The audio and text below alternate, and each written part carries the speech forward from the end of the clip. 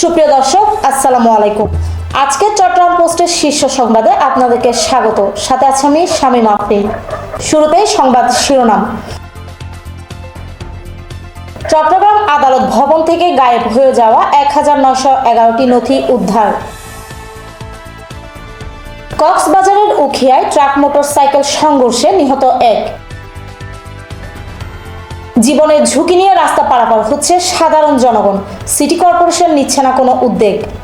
এবার বিস্তারিত। গত কিছুদিন আগে চট্টগ্রাম আদালত থেকে গায়েব হয়ে যায় 1911টি নথি। পরবর্তীতে আজ বৃহস্পতিবার এই নথিগুলো উদ্ধার করে কোতোয়ালি থানা পুলিশ। এই বিষয়ে কোতোয়ালি থানা থেকে বিস্তারিত জানাচ্ছেন আমাদের সহকর্মী আকাশ বড়ুয়া। দর্শক, আপনারা জানেন গত 5 জানুয়ারি চট্টগ্রাম আদালত ভবন থেকে প্রায় 1911টি নথি চুরির ঘটনা ঘটেছে এবং আমি এই মুহূর্তে অবস্থান করছি চট্টগ্রাম কোতোয়ালি থানাতে। এবং চট্টগ্রাম কোতোয়ালি থানার আজকে 5 জানুয়ারির পরেই কিন্তু কোতোয়ালি থানার আজকে 1911টি কেস ডকেট পাওয়া গিয়েছে এবং এই উদ্ধারটি করেছে চট্টগ্রাম কোতোয়ালি থানার ভারপ্রাপ্ত ওসি কর্মকর্তা।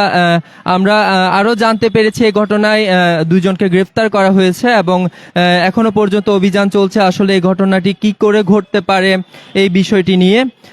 গত 5 জানুয়ারি চট্টগ্রাম আদালত ভবনের 3য় তলায় বারান্দায় প্রায় 2 বছর ধরে রক্ষিত 1911টি কেস ডকেট চুরি হয়ে যায়। এই ঘটনায় ওই দিন রাতেই কিন্তু কোতোয়ালি থানায় একটি জিডি করা হয়। এরপর থেকে তদন্ত করা হচ্ছিল আসলে কেস ডকেটগুলো কোথায় থাকতে পারে। পরবর্তীতে আজ যেটি জানা গিয়েছে এই কেস ডকেটগুলো কিন্তু কোতোয়ালি থানা পুলিশ উদ্ধার করেছে এবং বর্তমানে কোতোয়ালি থানায় কিন্তু সংরক্ষিত রয়েছে। কক্সবাজারের উখিয়ায় ট্রাক মোটরসাইকেল সংঘর্ষে একজন নিহত হওয়ার খবর পাওয়া গেছে। পরবর্তীতে তদন্তের মাধ্যমে ওই ট্রাক চালককে গ্রেফতার করেছে পুলিশ।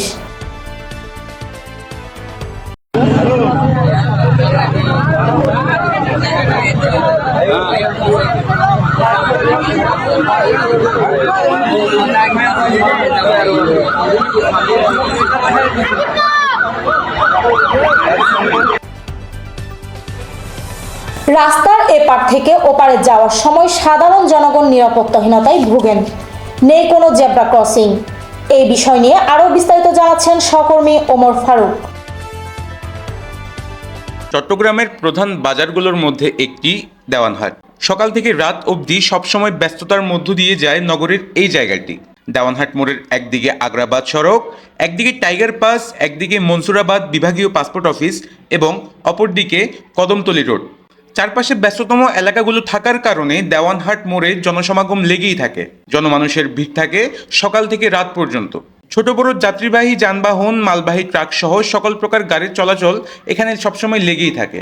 কারণ জনগণ বলেন চট্টগ্রাম সিটি কর্পোরেশনের খুব দ্রুত এই ভোগান্তি কমানোর জন্য পদক্ষেপ নেওয়া দরকার। তারা এই রাস্তা পারাপারের সমস্যা থেকে সমাধান চান। বিভিন্ন স্টুডেন্ট যাতায়াত হচ্ছে, বিভিন্ন কোচিং আছে, বিভিন্ন স্কুল আছে, ছোট ছোট স্টুডেন্টরা আছে, এখানে আসতে যাইতে অনেক সমস্যা হয়।